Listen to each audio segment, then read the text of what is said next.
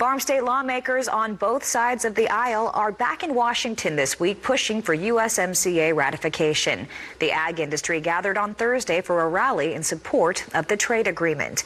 And Minnesota Farm Bureau President Kevin Paap was there. He joins us now from the AFBF headquarters for an update. Thanks for joining us, Kevin. And let's start with yesterday's rally. Talk about the turnout.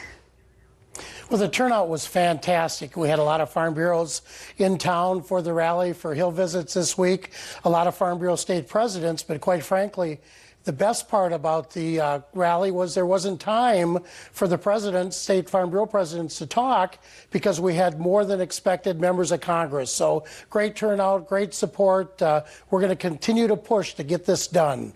You know, it's interesting how we're seeing this big push happening right now. You have a group in D.C. and you're working on something in particular. Talk about that.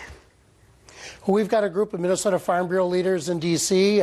This week we've been in every congressional office of our members, all 10 offices. We've had meetings at the White House. We've had meetings in the Capitol with the Speaker of the House, Nancy Pelosi's staff, as well as meetings at USDA.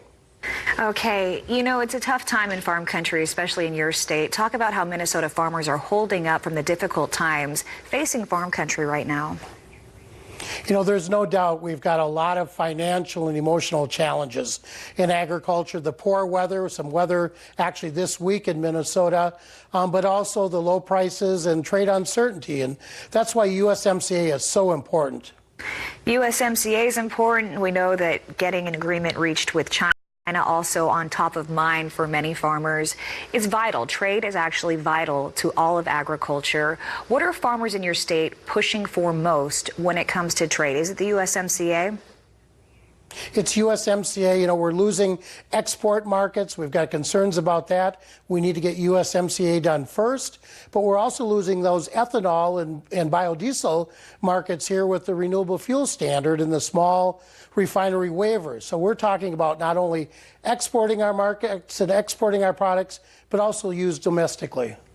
Yeah, there's a lot happening right now, but you know, they could all lead to some good news for farmers. I think that's what everybody's hoping for.